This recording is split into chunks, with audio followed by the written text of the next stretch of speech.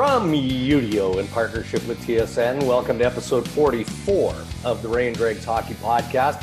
Ray, it is our final episode of season one, our launch season of Ray Dregs, and we're planning on getting back into the saddle and starting season two probably early December-ish, which would be kind of nice because assuming things continue as we expect they will, you'll be a bubble boy, right? You'll be in Edmonton around then, getting set for the World Junior Hockey Championship. Yeah, it looks like we're a week of quarantine or self-quarantine before the 15th of December, into the bubble on the 15th, 4 days of negative tests in a row between the 15th and the 19th, and then we're in the bubble till January, 6th. So be a long time between games, that's for sure. Yeah, and look, we've seen lots of stories that have come out of the bubble. I can't wait to hear some of your bubble experiences. In particular, within close proximity of Gord Miller. I think the first 4 days are going to be fantastic. You're quarantined in your room. Yep. You can't see anybody. It's going to be fantastic. I'm going to, Well, I do think there is a 70% chance that Gord will end up with a leaner on his door. Okay, now hold on. Everybody out there knows, well, not everybody, so I'm going to qualify it. Most of the sporting community, the hockey world, of course, would know what a leaner is. But for our casual podcast listener, YouTube viewer, I love the leaner. Leaner is old school trickery. So just explain it. You get your garbage can, you fill it up with water, and you lean it up against your buddy's door. And then you knock on the door and bolt down the hallway like a 10-year-old. And when he opens the door, the water just goes all over his feet. The greatest variation of the leaner that I've ever seen was a goalie we had, Steve Weeks, in Hartford. And he got a bunch of cans of shaving cream and filled up a garbage bag. And he put the open end under the door. Oh. And he knocked on the guy's door. And so when he heard the guy coming to the door, he dropped the hallway table on the garbage bag and all the shaving cream shot underneath the door. I thought it was just a remarkable engineering achievement. I've had so much fun over the years with stuff like that. Like traveling with Ryan Rashog, he used to think that he was not a superstar, but in the star category of that sort of level of shenanigans. And he got me with a leaner more than once. I'll openly admit that. But I used to smear every sort of cream that I had in my shaving kit on the knob of his door. And he would never think to check, like once you got stung with like preparation H or whatever it is on there, wouldn't you think to check it the next time? So I love that kind of stuff. How are you feeling, by the way, my friend? It's been, you're going on 3 weeks, huh? Good. Doing good. Today's a little iffy on today. I got to see the surgeon for the first time, and they take the staples out today. And I don't know if it hurts or not. It just kind of looks like it might. Yeah. There's about 50 of them there. So it's a step, I guess, but I'm not looking forward to that. And you've gone through some rehab already, right? A fair bit. Yeah, done a couple of rehabs. I got one this morning after we're done and before I see the doc, and I think everything's going good. I will tell you this. Thank goodness there is live sports on TV. Right. I have watched more baseball and football and golf. Yeah. Like if somebody steals our sofa, we'll find it because my ass print is in the corner of it. There's no way you can get that out of there now. How long did you last in the makeshift Ray Ferraro bedroom downstairs? Are you still there? No, we took the bed down. So 2 weeks. Okay. And then I generally get about 3 hours of sleep before I get out of bed. So I won't wake Cammie up, and I'm on the couch every night. Yeah. It sucks. I can't sleep. It's brutal. Nah. All right. Well, we'll look for an update. We'll get there eventually. One of these times we'll be doing the pod, and I'll just be like, that'll be it. Take a little nap. Yeah. Probably be better. So we've got a lot to talk about from a free agent perspective. So we'll get to that as part of our headlines on the Ray Dregs podcast coming up. We've got Ask Ray Dregs Anything. That's been a staple of episode 1. I do want to remind our listeners, viewers, to subscribe, check us out on YouTube. And we've got another reason to do that.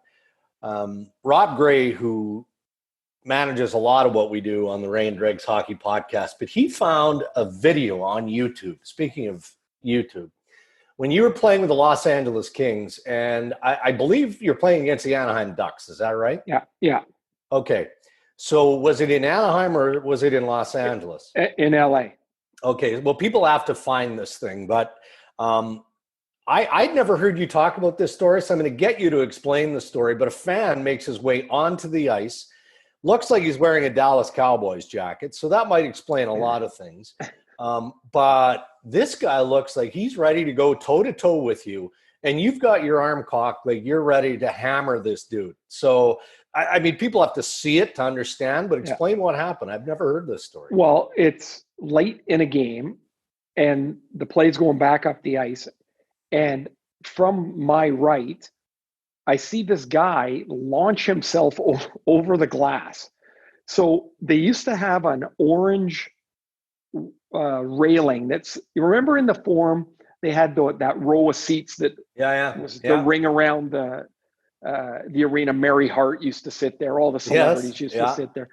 Well, there was an orange kind of like a separator bar that went around there. And this guy jumped from the stands over a little walkway onto the orange bar and then went over top of the glass onto the ice. He sticks the landing somehow, and then he starts running towards Aki Berg. Oh, no.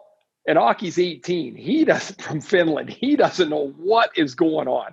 Yeah. And so I just happened to be the next guy there, and I went over and give him a little, hey, how you doing? And I don't know what he was doing. It happened really fast. Yeah. And then when you think of it after, like, that could have gone wrong 100 different ways. For sure. Like, that guy could have jumped on the ice, fallen, hit his head, knocked himself out. Right. He could have come on the ice. He could have had a knife with him. Like, I don't know. Yeah.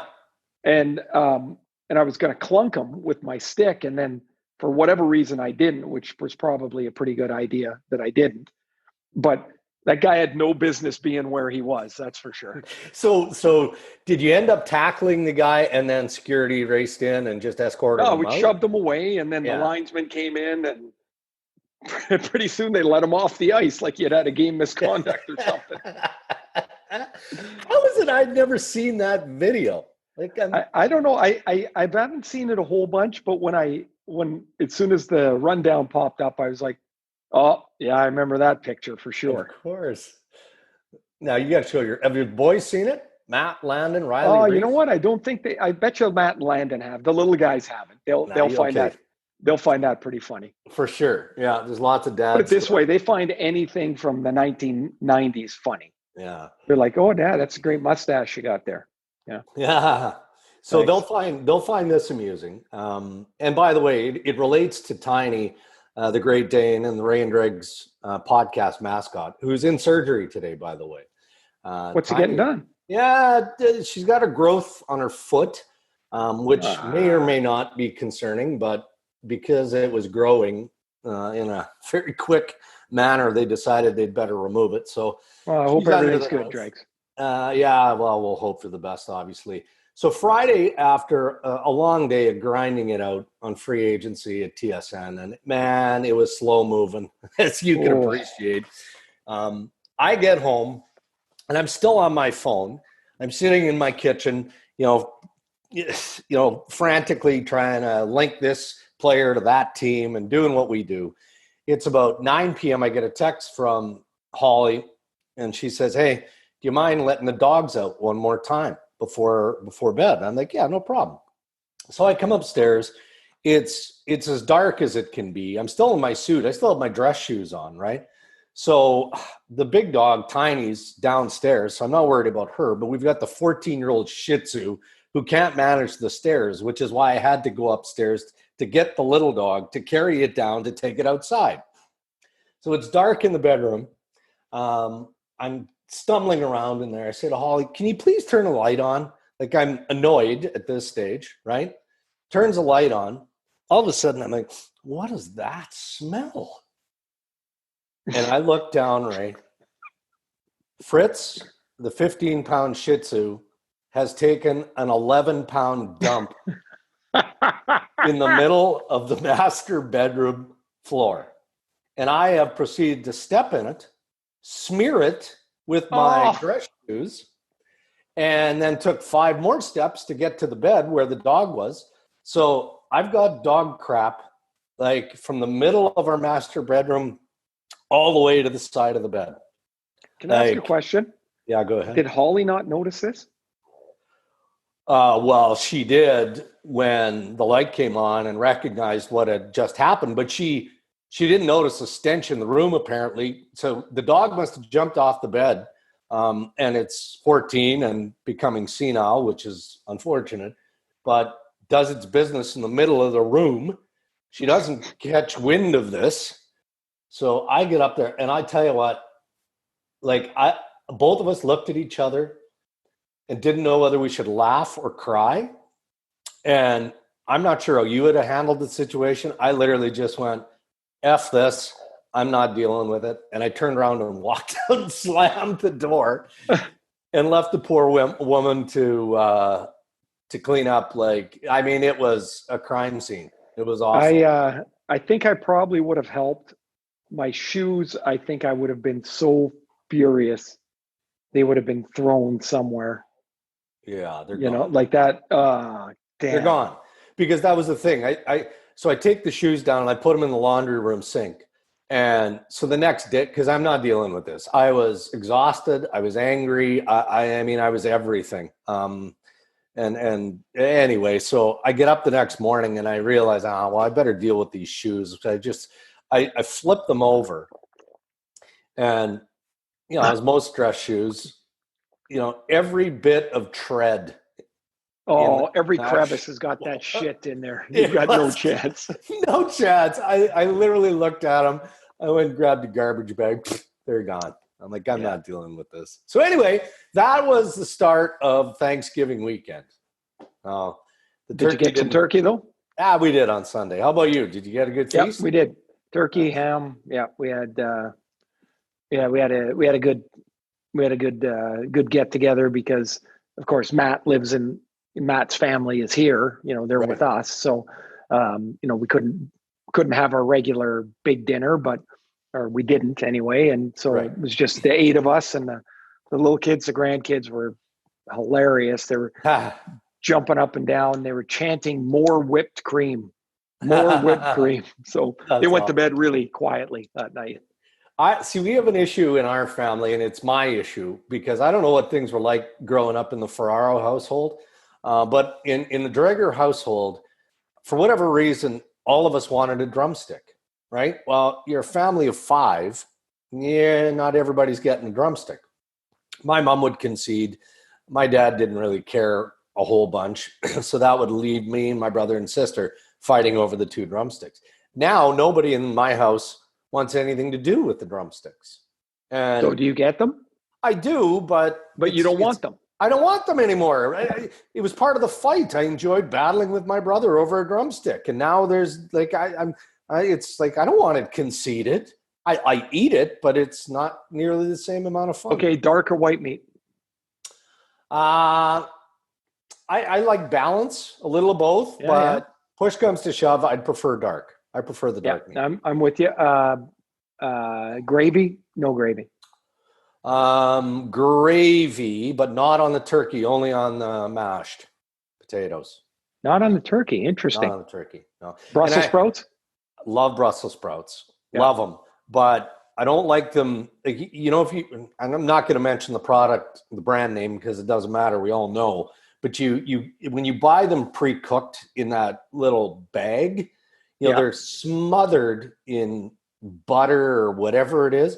No. We do them fresh, right? So you have them, and then Yeah, you steam them, and then you pan fry them with a little bit of bacon. Ooh, crushed black pepper, and you're good to go.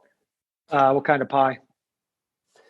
Again, I'm not gluten free, but most of my family is. So we had like a gluten free pumpkin cheesecake, which was really, really good. It was really good. You? We had pecan and pumpkin. Oh. I like pecan pie, man. That was a winner.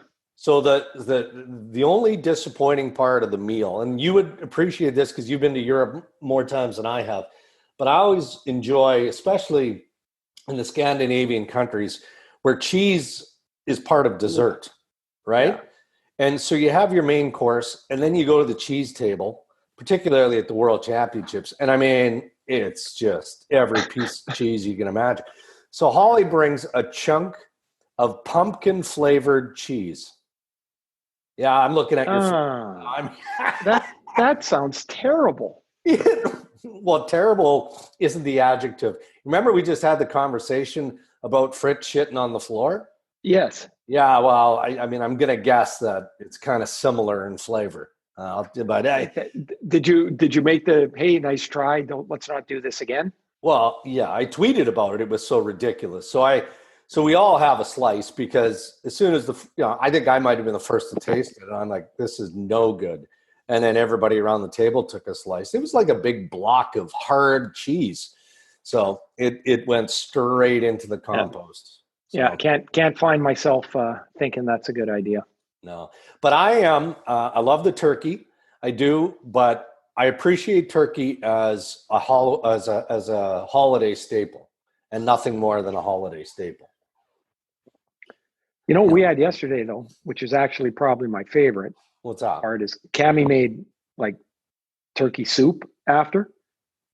Oh, I love that stuff. So we had for dinner last night, we had turkey soup and some leftover. I love that. I can eat turkey all the time. I love it. Yeah. So when you mix it into something like a soup, or we'll mix rice and celery and turn it into. When you say we, you mean Holly? No, I did it last night. Really? Good for you, Dregs. Because when I say we, I mean Cammie. Yeah, no, I understand that. But when I think of turkey, a good friend of mine, Andrew Porter, was hospitalized like 5 years ago or so. He's at his mother-in-law's having turkey dinner, and he tries to swallow a big chunk of white turkey meat, and it gets lodged in his throat. So he's not choking per se because he can still breathe, but it's lodged in his gullet. And I can't even remember. There's 10 different home remedies, right? Like you drink ginger ale or some sort of carbonated liquid, a beer to try and flush it out, and it wouldn't get flushed. So that's bugged me ever since. So now I'm very, very careful. I make sure, to your point on gravy on the turkey the other day, I think that's why now I eat dark meat more than white, because the dark is perhaps juicier and more flavorful. Yeah. Well, there you go. See? All right. You ready for headlines? Let's get into some free agency stuff. All right. Headlines are brought to you by our pals at Boston Pizza. BP fans have been asking for the return of classic menu items, speaking of food, and they're back as of today, including the pizza burger, folks. Literally a burger wrapped in pizza. And the bacon double cheeseburger pizza is back as well. So order up some Boston Pizza today. BP Classics, they're back for a limited time. Ray, I thought we could, there's so much to talk about. The big signings, Petrangelo going to Vegas, Torrey Krug going to St. Louis, Taylor Hall, of course, to the Buffalo Sabres. We'll get to those as part of our coverage of the headlines here in just a moment. But because the Canadian teams were so active, I think it's appropriate that we, as quick as we can, peruse what's been done with the Canadian team. Fair enough? Yeah. Why don't we start with Vancouver? Not because they were the busiest by any stretch, most active, but perhaps most recent, right? For Vegas to accommodate Alex Pietrangelo's contract, they had to move out pieces, and they move out Paul Stastny to the Winnipeg Jets earlier in the week. But Nate Schmidt goes to the Vancouver Canucks. And I'm trying to envision Jim Benning, the general manager, doing backflips. And that's a tough thing to visualize. But to get Nate Schmidt for a third-round pick in 2022 is appreciably nothing more than a Vegas salary dump. We get all that, but that's a boondoggle for Jimmy Benning, who was he was in the weeds, wasn't he? With all the players that had left, with Markstrom and Tanev and Toffoli. I mean, go down the list. To score Nate Schmidt for a third-round pick 2 years from now, that's a pretty good home run for Jimmy Benning and the Canucks. Yeah, I mean, this was not a good weekend for them. No. It was bad optically. It was bad player-wise. It was bad asset manage-wise. They traded Tyler Madden, a very good prospect, and a second-round pick for Tyler Toffoli. And they had Toffoli for 17 games. And that's not very good management of your assets. And then, obviously, though, you sit and you wait, and Petrangelo is going to go somewhere, and given the cap world we're in, wherever he's going to go, somebody's going to spring loose. And they were ready with a pick that obviously was not going to get any better for Kelly McCrimmon and Vegas. So McCrimmon takes it, and Vancouver upgrades part of their defense with Nate Schmidt. Plays both sides, really good skater, strong, can move the puck. I can see him as a partner for Quinn Hughes to start. Yeah. There's no rule that says a really good offensive player has to play with a guy that can't skate or pass. There's some guy that has to stay at home. You don't have to do that anymore. And so Schmidt has played heavy minutes for a long time in Vegas, and I think he can do it in Vancouver. Now Vancouver's still got no cap room, and they haven't replaced Toffoli. Right. They haven't replaced Stetcher. That'll be a young guy, I'm sure, out of their system. But they brought in Holtby and they brought in Schmidt, and I don't think they're as good as when they left the bubble, but they're in decent shape right now. Yeah. Okay, well, let's stay in the West. You want to talk Calgary? You want to go to – let's talk Calgary just because it relates to Vancouver, clearly. I would say middle of the week, last week, prior to free agency, there was a clamoring among the general managers, trying to upgrade their goaltending, just trying to best guess what was happening with Vancouver and Jacob Markstrom. I mean, legally, these teams, couldn't reach out to Newport Sports who represent Jacob Markstrom to try and table their deal. I mean, there's always that speculation of the wink, wink, nudge, nudge type of games that are played. But let's just assume that didn't happen. The belief was that Edmonton was going to land Jacob Markstrom, and they were going Dregs, can I ask you, let me interrupt you. Yeah. Let me ask you a question. Yeah. If I'm Jacob Markstrom's agent, could Calgary send the agent a text on Wednesday and say, come Friday at noon, we will make an offer? Are they allowed to do that? Well, it would have to be very generic. Or could you say, expect an offer Friday at noon? Yeah, I mean, you could probably get away with that. Okay. Could you be as specific as saying, look, what our needs are, what our primary interests are, expect an offer on Friday? I can't imagine that the NHL is going to take anyone to task over that. But beyond that, yeah, I mean, I exchanged an email with Bill Daly, the deputy commissioner, about this last week, not specific to a player or a team. I just said, look, where are you in reminding teams of the free agency rules? And he said, we send a note out, prior to free agency every single year.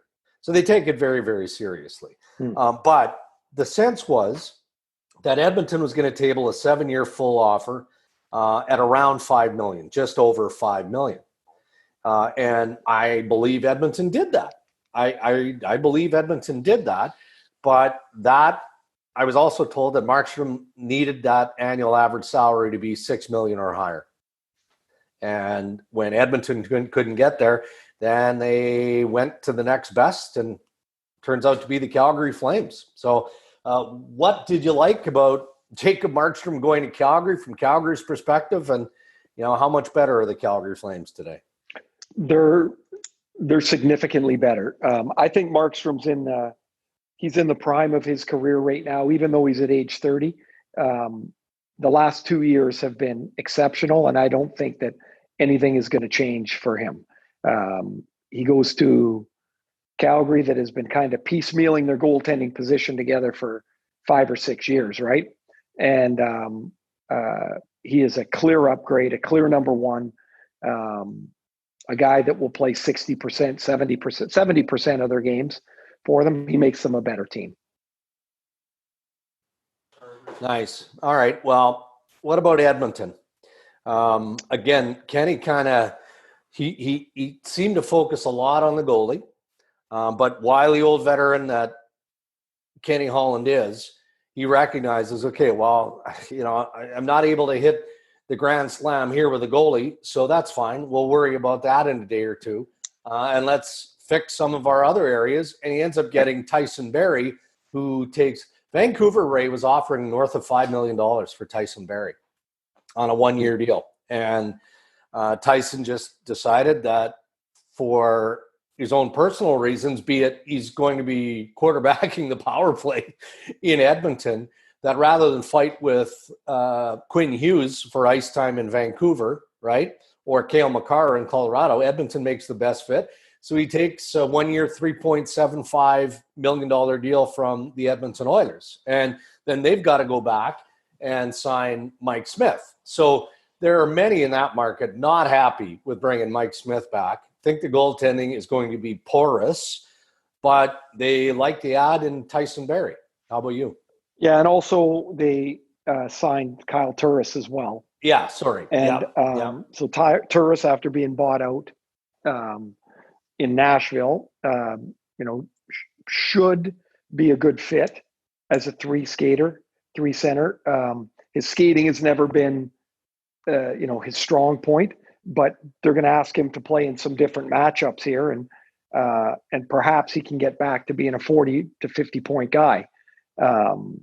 He's a good face-off guy. He's clearly knows his role. When you go to a team with McDavid and Draisaitl there, you're the 3 guy. Yeah. As for Barry, he just went through this in Toronto. There's no way he's signing to arm wrestle the incumbent on the power play. He goes to Edmonton, he's running that power play. Yeah. And that makes a lot of sense. As for the goaltending, I was surprised it was Mike Smith myself, in only that even if it was another goalie where you're just changing the record a little bit. Yeah. Because they're, both Koskinen and Smith, weren't able to get it done for them. Koskinen was the last parting gift of Peter Chiarelli, a 3-year, $4.5 million deal just before he got fired. And, you can't make that contract disappear either. Yeah. Winnipeg Jets, we're still waiting for more to be done by Kevin Cheveldayoff. We know he's still in the market for that left D. They'd like to add a top pairing guy would be perfect. The Patrick Laine situation is still hanging out there in limbo because of how drained the market is in dollars. The offers for Patrick Laine haven't even been close. So it's going to be interesting to see what happens to Laine moving forward. I think that he's played his last game in Winnipeg. I do. I think that they will find a trade at some point, whether it's what Cheveldayoff needs or whether it's just a deal to make a deal and it becomes a bigger futures package as opposed to, a top 3 defenseman. We'll wait and see. But they did add, Paul Stastny, hold on a sec. Paul Stastny comes back. So you've got your number 2 center, which I think is a nice fit in Winnipeg because they drafted Cole Perfetti, 10th overall. Cole isn't going to be ready for at least a year, maybe needs even a bit more time than that. So you've got, time to work with Paul Stastny at center ice. They bring Dylan DeMello back. They signed Derek Forbort. They've done some other things, but there's still that glaring need of a better defenseman. And that's going to be a challenge for Chevy and the Jets. Looking at the names that are still out there, it's not going to be a free agent that's going to really turn their crank, right? It's going to have to be someone in a deal. And you would think somewhere along the line, Patrick Laine will spring that defenseman loose. If that's what they indeed decide to do, right, to trade Laine, as you've suggested, that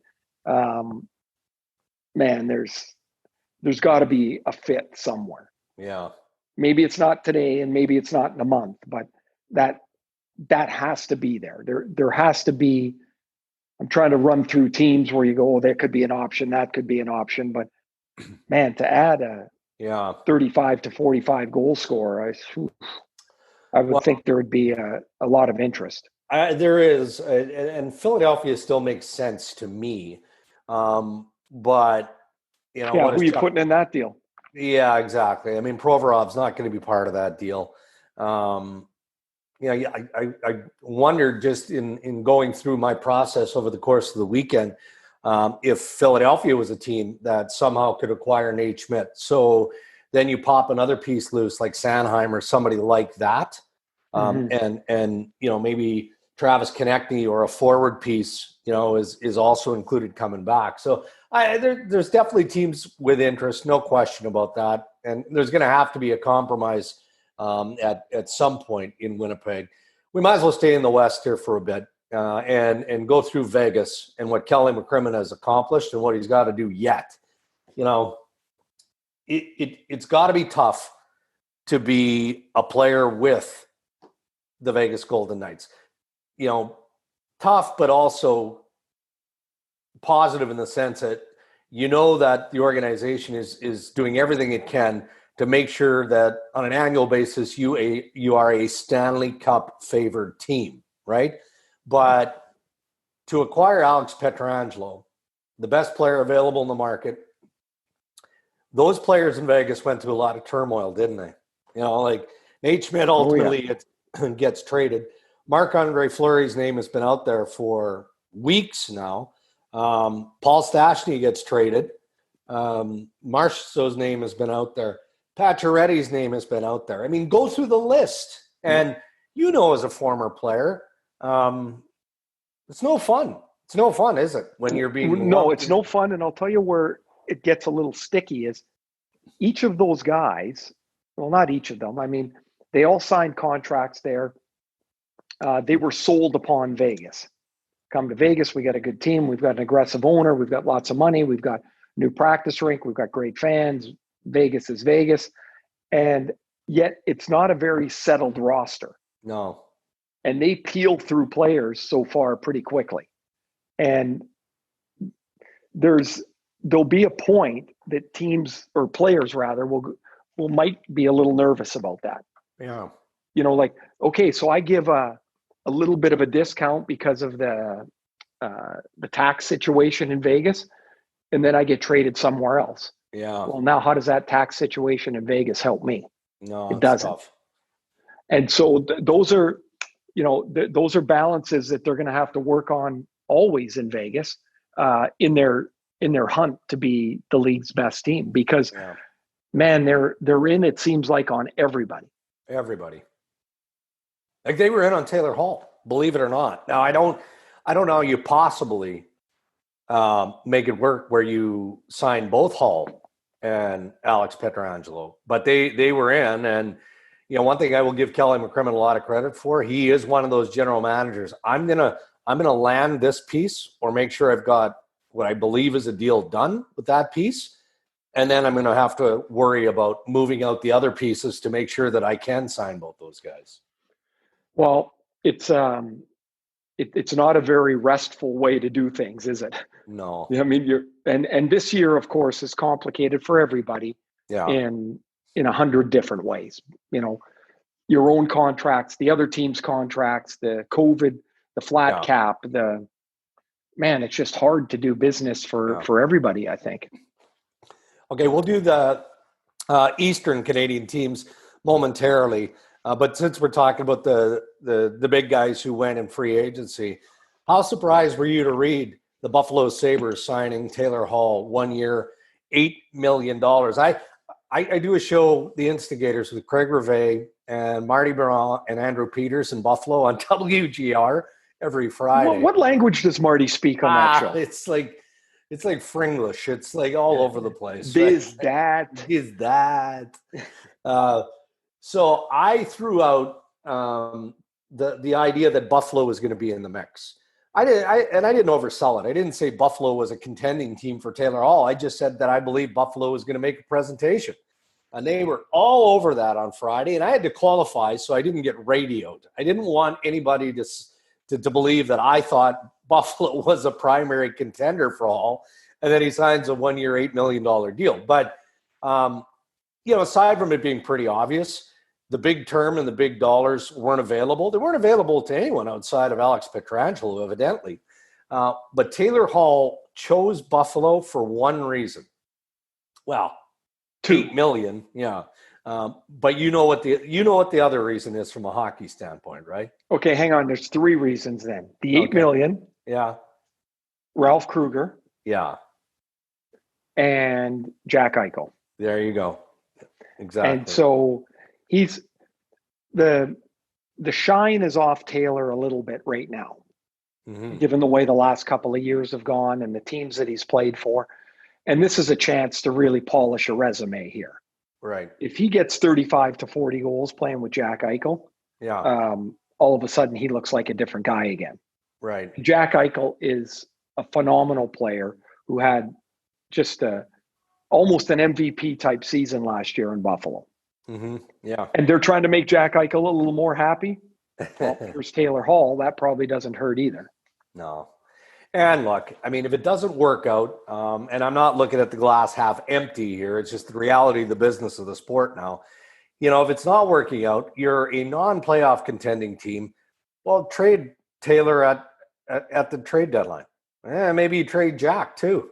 Like I'm all kidding aside, owners they're not all in. You don't sign one player to a 1-year deal at $8 million and say you're all in, because you're not all in. But it's an intriguing situation in Buffalo, and I give Ralph credit for being heavily involved in, I'm sure, luring Taylor to accept that deal, because they do have a history and appreciation for one another. It's funny, isn't it? The Petrangelo deal's the big deal, the long deal, the most expensive deal, and at the other end of the spectrum, the other most interesting deal is a 1-year deal. That was a crazy few days for sure. It was. So we started headlines because of our friends from Boston Pizza in Vancouver, talking about what the Canucks lost and what they've added in the trade of Nate Schmidt. But let's go to Montreal now, because a key piece of the Montreal Canadiens, and I thought you analyzed it well in how much Jim Benning and the Vancouver Canucks gave up to acquire Tyler Toffoli. Tyler Toffoli signs with the Montreal Canadiens. I'll tell you what, Marc Bergevin, for all his critics out there, has done some work during the offseason. Maybe he overpaid with Josh Anderson. How do we know? I like the game of Josh Anderson. I don't think that he did that. I could be proven wrong. Let's find out how Josh Anderson works out in Montreal. But you've got two key forwards now in a group that definitely needed some help. So this is a bit of tidy work. And Joel Edmondson, trade acquiring his rights and then signing him. I mean, he's tended to a lot of he's tended to everything. And then he brings Jake Allen into the mix. I was just going to say, I thought Montreal had the team dregs to make the biggest gains the fastest in this offseason because of their cap space and all their draft picks. Yeah. So they added a goalie, they added a defenseman, they've added 2 forwards. Alexander Romanov is coming, the young Russian defenseman. That kid's a terrific player. Like they're also they have the benefit of the growth of Jesperi Kotkaniemi. They have Nick Suzuki, who they got from Vegas. Like there's starting to be some, like in my mind, some interest to, Montreal could be pretty good here. Yeah. Yeah. And it's been a few years. So here's, some of the things that I think about when you go through the rosters. Now Montreal doesn't have cap space anymore. They've used their cap space. It took a few years, but Burrs finally found what he was looking for, and he spent the money. I wonder about a good friend of the Ray and Dregs podcast, Brendan Gallagher.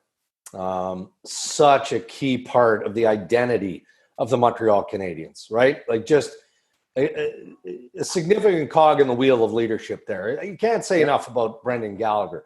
But we know that the system doesn't have a lot of money. So now you've signed, you bring in 2 big guys up front in Toffoli and Josh Anderson. And I feel like Brendan Gallagher is going to financially take the squeeze here. And well, if he does, he's got 1 year left, right? 1 year, yeah. And then a free agent. Yeah. We're just talking about this for the first time. Yeah. Say the squeeze comes in Montreal that there's no money in the system. And Vancouver is blowing out contracts next year because they're expiring. Yeah.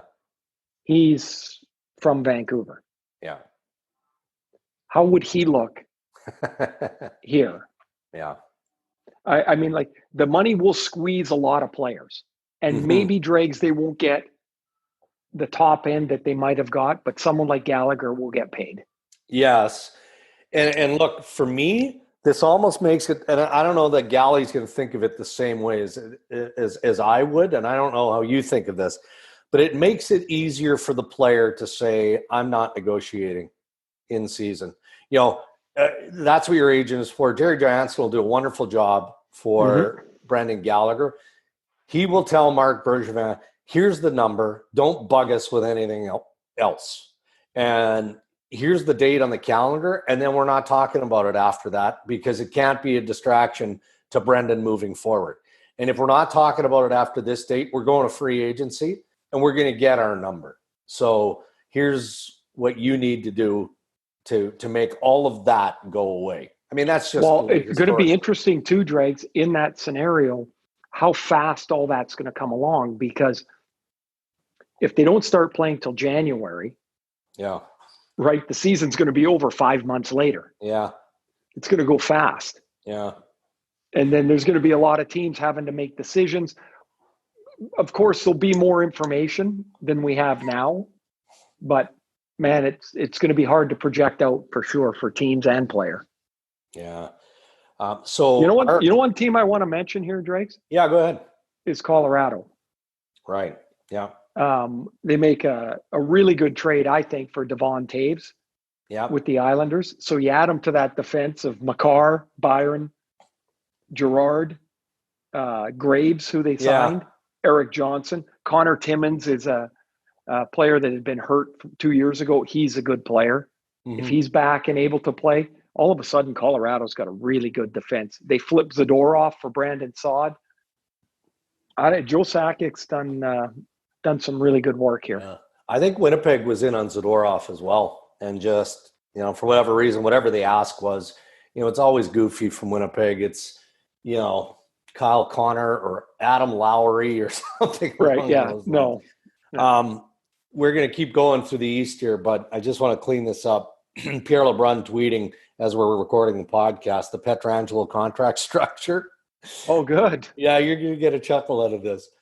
So year one, $2 million in salary, $3 million signing bonus. So that's year 1 and 2.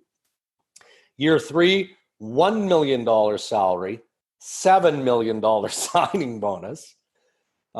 Year 4, $4.3 million salary, $8 million signing bonus. Year 5, $4.5 million salary, $8 million signing bonus. Year 6, $4 million salary, $6 million signing bonus. And are you ready for year 7? 8.8 salary, no signing bonus. I don't even know. I don't even know what those numbers mean anymore, man. Like, well, so how much is a signing bonus there, Drake? Yeah, let's just do the math. So 6, 8 is 14, 8 is 22, 7 is 29, and 6 is $35 million in signing bonus. Just think, if you spell your name right, you get $35 million. Oh. That's a lot of bonus cake right there. Yeah, and look, not that we need to defend clubs.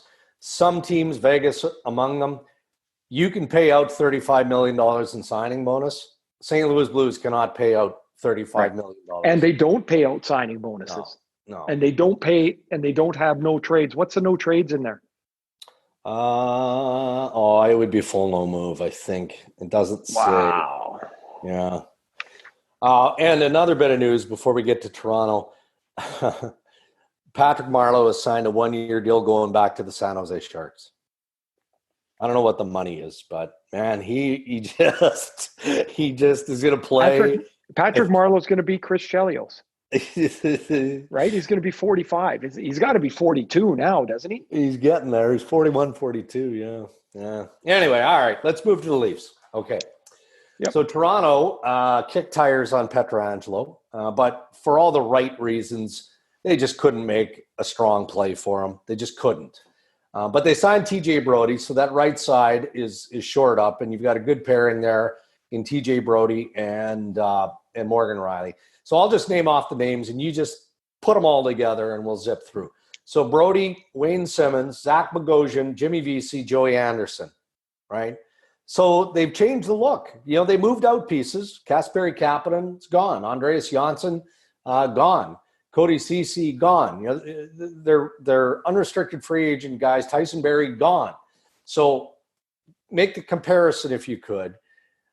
What's gone and now what's new for the Toronto Maple Leafs? So the Maple Leafs better today than they were at the end of the regular season. They're probably not as skilled. I'm just looking at the names here, but they're certainly bigger, a little bit more abrasive. You've got, you add to your right side, Joey Anderson and Simmons. And Joey Anderson's a pretty energetic guy.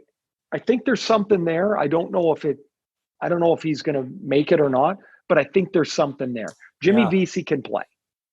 Jimmy Vesey's an NHL player. He's not what people thought he was going to be when he left at the Hobie and didn't sign in Nashville and that whole that whole thing. Don't forget the defenseman Lehtinen either, the Finnish guy. Right. Mikko, he's good. He is good, isn't he? And so they have changed enough of their team. I think they'll have a little bit more bite to their game. But they don't, trading Andreas Johnsson and Kapanen, they lose a little speed. They lose a little bit of skill. Barry and Ceci weren't going to be back anyway. No. And so it's a busy off season for them here. And 1, 2, 3, 4, 5. There easily could be 6 new players, 6 to 7 new players. Yeah. And so, that's great. You're changing what you can, and then the focus still gets on to your big boys. Yes. But I like what they've done here. I really do. Okay. I think they have a chance to be a better balanced, harder to play against, more abrasive bottom 6. I think that's all there. And then if you look at their defense with Brodie and Rielly and Hall and Muzzin, and then you get into a third pair of Lehtinen and Dermott and Bogosian. Yeah. You're not bad at all, man. That's a better defense. Well, and I like what they've done with Travis Dermott. He may not like it. I mean, he didn't have a very good year last year, so you qualify him, and that puts the onus on Travis Dermott. He may turn out to be a top 4, top 5 NHL defenseman. He might, and if he does, then he's going to get paid. He's just not getting paid this year, but that doesn't take away the opportunity for the player to develop, right? No, and he shouldn't have been paid this year. No. And sometimes the team's got the hammer, which they do now, and they've got to use it. And other times the player does, and they've got to use it. Yeah. All right. Ottawa this year is all about continuing on with the renovation / tail end of the rebuild. They've got to spend some money, and they'll do that with the restricted free agents. They'll get to the floor. Pierre Dorian is, he's going to have to add some NHL players, and he'll do that. How about a kick to the shins, though? And, the player they picked 3rd overall, Tim Stützle, I should say. We've been corrected on that. Breaks his hand, arm, whatever. And he's out minimum 6 to 8 weeks. Now, if there's a time to do that, I guess now is the time. But just an unlucky situation for the Ottawa Senators. But, he'll get back healthy again and he'll be fine. So let's lump in Ottawa with what they were able to do. So if you look at Stützle as 3rd pick overall, they get an excellent defenseman, Jake Sanderson, right? Who they Yep. draft 5th overall. I think from a draft perspective, Ottawa did well. And it still feels like, even though they're going to add NHL players here, they have to, that they're on the right path. I like the Matt Murray trade too. I think Matt Murray is coming out of Pittsburgh and he's got a chip on his shoulder. And he's going to prove to everyone, including the Pittsburgh Penguins fans, that he, at 26 years old, is far from being a backup goaltender or a goaltender that isn't capable of leading a franchise. You might disagree, but that's my prediction with Matt Murray in Ottawa. Well, I would say I'm not quite as high on Murray, given the last couple of years for him. Yeah. But I think it's an excellent acquisition. So I think his game has to tighten up. Yeah. Like he gives too many goals up that go through him, under his arms, through his legs, like go right through him. And to me, that's a little bit of, jittery feet, right, that he's not quite set a lot. And if that can be worked upon, then maybe you've really hit it here. The Stützle thing, it's brutal for the kid. Like, that sucks. But he'll be back for the World Junior Tournament. Yeah. Because there's not going to be an NHL starting in early December. So Stützle can get to training camp. Everybody gets into Edmonton about the 15th of December. He could finish the tournament, and then hopefully the NHL is just getting going at the same time. Well, we'll see. I mean, there's still a lot to look forward to in Ottawa. I mean, it seems like they finally got a patient market, which they've needed to go through everything that Pierre Dorion and the Sens have had to go through. It's not easy working in that environment. No, that's an understatement. Yeah, I think everybody knows what we're talking about when we say it that way. But there's lots of pieces there that keep it interesting for those of us, and you're included in that, who have to broadcast Ottawa Senator games. So. Yep. We'll see what. And they're not done with their young guys and their prospects yet. They still got a pile of picks and moving forward. And this felt different though for them. This didn't feel like, you're at the very bottom of the Grand Canyon here. It felt different. Yeah. All right. So we're going to get to Ask Ray and Dregs Anything in just a moment, and we'll wrap up headlines with this. We're in day 5 of free agency as we record this on Tuesday, and there's so many players still out there. There's no money left in the system, Ray.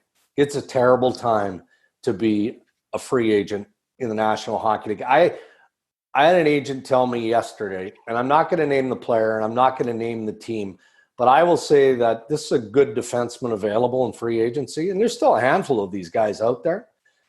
A team offered a 1-year, $750,000 deal for this player. Because that's what they had left? They just were ultimately bargain shopping and basically just said, you may have been a $4 or $5 million defenseman last season, but if you've got nothing, here's something, and this is all we can do. I would say this is a team that has space, so they're not an up against it type of team. But my point of telling that story is simply because that's where the system is, right? And some of these GMs, management groups, man, they're not worrying about offending anybody. Like, they're picking up the phone and calling the agent and saying, look, your guy isn't signed anywhere. Do you have anything? No, we're waiting on some stuff, but we don't have anything firm. Okay, well, here's something firm. It's a 1-year deal at $750,000. Well, I'm looking at guys like Mike Hoffman and Evgeny Dodonov, really good players. Yeah. Like $5 million players last year. Yeah. Like Mikael Granlund. Like, those are good players. Like, they're not going to get $4 or $5 million. No, they're not. You know what's going to happen to some of those guys, though, right? Like Soderbergh comes to mind. 1 year, $3 million. Oh, I think they'd take that right now. I know. I think that they have a breaking point. Some of these guys, especially the European players, where they go, "F you, I'll go home. I'll play in Europe. I'm not, because the problem is, if you play for $1 million and you believe you're a $3.5–4 million player, you're not next year jumping back to $3.5–4 million. So if you play for 1 year, $1 million, now next year, the system isn't going to correct itself in 10 months. It's just not. Right. You're stuck in it. So for a lot of the European guys who are unsigned, they're just saying, that's fine. I'll just stay home. I'll play for less here, obviously, but it's not worth my while to come back for that. So we're going to see that from more than a few European players, I think. It'll be very interesting here. Yeah. All right, those are the headlines presented by our pals at Boston Pizza. Normally, you know this on Ray and Dregs, we have interview segments. We didn't do it last week in episode 43, and we're not doing it in episode 44 only because it's just too much business. But we'll get back to that. And our interviews, as always, on Ray and Dregs are brought to you by coolbet.co, the free-to-play sports and casino games website. Sports back around the globe, NFL, college football, all the European soccer leagues are going. And along with all the free sports and casino games, coolbets.co now has daily betting odds and line report covering all of the day's action, so you can check them out. You must be 19 years old to play. Coolbet reminds you, stay cool and always bet responsibly. Every week on the podcast, through our social media channels, Twitter, Instagram, also rayandregs.com, we ask you to file in your queries, your questions to Ask Ray and Dregs Anything, presented by our buds at Sure Health from Green Shields Canada. That is Sure Health from Green Shields Canada. You can visit them online at surehealth.ca or call 1-844-855-SURE. Question 1 from Brandon Ray. You remember Brandon? I do remember Brandon. What a year. Are you going to ask the question, or am I going to guess it? No, well, hold on. I'm trying to decide, based on the question, if it's from Brandon or Brandon is a person, and it's from the person Brandon. So see, this could be this. We'll let's go through this, and we'll see if we can put it together. All right. So either the city of Brandon or Brandon the person say, hey, huge fan. I've been listening to the podcast since day one, which is why I'm starting with Brandon. My question is based on Alex Ovechkin, his favorite player of all time, greatest of all time, Brandon says. With NHL 21 coming out in a few weeks and Ovechkin being the cover athlete, he says, I figured this is fitting. If somehow, some way Ovechkin gets 2 more Stanley Cups, 2 more Conn Smythe trophies, and beats the goal record, would he surpass Sidney Crosby in the greatest of all time debate? And Brandon is assuming that Sidney Crosby already has that title of the greatest of all time. And considering that Brandon references NHL 21, I'm going to assume that Brandon maybe didn't watch Wayne Gretzky play a lot. Of course, wouldn't have seen Gordie Howe, all of those things. So yeah, we're amused by Brandon's question here. So I'm going to take you down this path. Where would Ovechkin fit in that conversation if he managed to win another couple of Stanley Cups and 2 more Conn Smythes?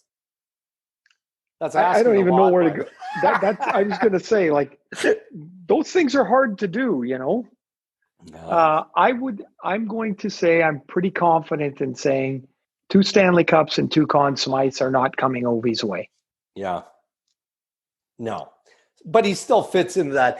He's in the discussion, not of the greatest player of all time. No, of the greatest goal scorers of all time. Yes. He's in the very, very top. Mike Bossy would be there. 9 straight 50-goal years. Retired in his 10th year because his back gave out. He had 35 goals. Right. And then he retired. Yeah. Brett Hull. Like, those are the guys I think of, like, almost immediately of the greatest scorers that I saw. I didn't see Bobby Hull at his best. I didn't see Maurice Richard. Right. But those are the ones that I would say. So I gave Rob Gray, one of the big shooters here, one of the executives of the Ray and Dregs podcast, all of the credit for digging up that YouTube video of you confronting the fan on the ice in the LA Anaheim game. Okay. Well, in fact, see, and I didn't do my normal pre-research and fact checking of the script that we follow, the rundown, because I was busy with free agency. But it's actually from Graham. Graham found, while cruising YouTube, the video of that altercation. So in fact, Graham gets credit for how we open the show today, and not Rob Gray. So thanks, Graham, for doing that. All right. Let's move on to Daniel. Based on everything that we've heard, what is the best guess of the 6 defensemen who will be in the Maple Leafs roster on opening night? Well, I think we kind of talked about that. But just name them off. Brody Riley, Hall, Muzzin, Bogosian, Dermott, Lettinen would be your 7th guy. All right. I think. Okay. For McKinnon, what is the best investment for a team, Ray? Spending $10 million on an annual average salary on a top forward, or spending $10 million AAV on a top defenseman? The defenseman, probably. I think assuming age and all that stuff, he can be on the ice half the game. Yeah. Would you have to qualify it, though? Because I don't think that many people would line up to spend $10 million on a winger. It's a centerman or a defenseman. Exactly. Yeah. And I think you have to qualify it by saying that, right? You know? Yeah, you're right. And who is it? If Nathan McKinnon is available and you can spend $10 million on Nathan McKinnon, you're going to spend $10 million on Nathan McKinnon. Yeah, probably. He's your guy. Yeah. All right, buddy. I mean, we rattled through Ask Ray and Dregs anything. That was one of my favorite parts of the Ray and Dregs podcast in year one. We got away from, and I've had people ask me on Twitter, especially on Twitter, why we didn't do Throat Punch. And I've only answered a couple of them. I felt like when COVID hit, and not that the two were aligned, it's just, I don't know. I mean, we try and be as positive and analytical on this podcast and have fun on this podcast as best we can, right? And when you're throat punching somebody, even though I love the term and all of that, it would have been hard. There's enough negative stuff going on. We can we'll revisit it next year. Hopefully things are in a better state of mind. Yeah, but I do like connecting with fans on Ask Ray and Dregs Anything, because you do get some wild and wacky stuff, and I think we've had some of that. So what's the week look like? What's the next couple of months look like, aside from Dregs? That's a tough one. The week I got radio, and I'm going to get my knee, the staples out of my knee. I'm going to do rehab, going to continue on with that and become more and more busy with that. I don't know what the next couple of months are going to be. I'll be honest with you. It's going to be a pretty strange time. You're apprehensive a little bit, aren't you, about the bubble? And not just because, I mean, you're a devout family man. I mean, being away from your family for that period of time, you're going to experience firsthand. It's not about you being able to go outside and get fresh air and all of that. I'll tell you what sucks, Dregs, is we're going to get in there the 15th, and the next time I'll see everybody is January 7th. Yeah. So Christmas gets wiped out. They can't even come to Edmonton, and I could go see them. I can't leave the bubble. No. So I'm excited to be doing the games again. I'm excited that we're going to get going on it and all that stuff, but that's going to be a tough one. Yeah. But we're going to have to do it. There's just no other way to get around it. No, you're right. All right, brother. Well, it's been a great first year here on Ray and Dregs. I think we've had some unbelievable guests. In fact, maybe we could roll that out without us. Why don't they just continue on with this thing, Ray? Like, just run the best of. We could have. Well, I hope they are. I mean, what's Rob going to do? Yeah, that's true. He's got to have something to do. He should do that. All right. Well, we'll see. And we'll bring the guests back in season 2. For 100%. Sure. Yeah. All right. So, be well. You too, Dregs. Hope everything goes good with Tiny, and we'll talk to you in the next little bit. And to everybody listening through our first season, thank you very much. We appreciate it. Appreciate your notes and your support, and digging into us a little bit too. So thank you very much, and we'll catch you in not too long for season 2. Excellent. And I will echo that and say thank you for our first season. everyone who has subscribed and listened on your favorite podcast platforms or caught us on TSN Radio across the country that have replayed the podcast, thank you. And to those that have checked us out and subscribed on YouTube, all the support, deeply, greatly appreciated. And we're looking forward to bigger and better things in season 2. And a big shout out to all of our sponsors and partners that jumped on board right out of the gate to make the Ray Dregs Hockey Podcast possible. We could not do it without you. Coolbet.co, the free-to-play sports and casino games website. Thank you for staying in from beginning to end. Boston Pizza, the BP Classics menu back for a limited time at Boston Pizza. Thank you, BP. SureHealth.ca. You can call them at 1-844-855-SURE. That's 1-844-855-SURE. Thank you, SureHealth.ca. Image Optometry. Visit image.ca. Get new glasses. Pay online with your vision care benefits. And as we've talked about, you can find the podcast, subscribe to it on YouTube. We're doing it on video each week. So please check it out and do that if interested. Thanks to Aaron, the Tech Johnson, for producing the Ray and Dregs Hockey Podcast all season long. And Ray, we cannot wrap up season 1 without acknowledging your brother, Tony Ferraro, and the unbelievable music. He worked hard on this. Tony gets a shout out every week, which he deserves. But this is authentic stuff, right? Like, we didn't just go to some musical scrap. We'll get him, and we're going to get him to create something else for season 2. He's going to get on it. He just doesn't know it yet. Oh, okay. Good stuff. Tony, thank you. It's been a great run here in season 1. We look forward to season 2. Be well, everybody. Stay safe, and we'll be back. Take care.